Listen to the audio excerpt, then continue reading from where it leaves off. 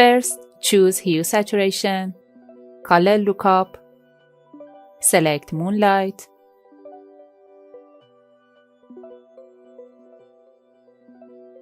then with Pen tool, click on her face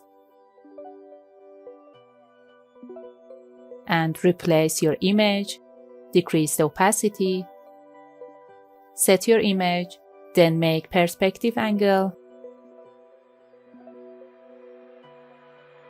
add layer mask, then hide the layers.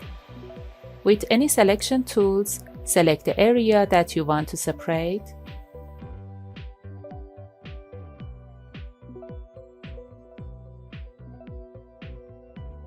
And select the mask, press Alt and Backspace, then press Ctrl D to deselect. Choose Screen, take a copy with Ctrl J, go to Filter, Blur, choose Gaussian Blur,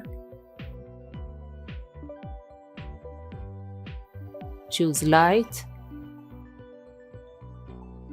again take a copy and repeat the process on this icon.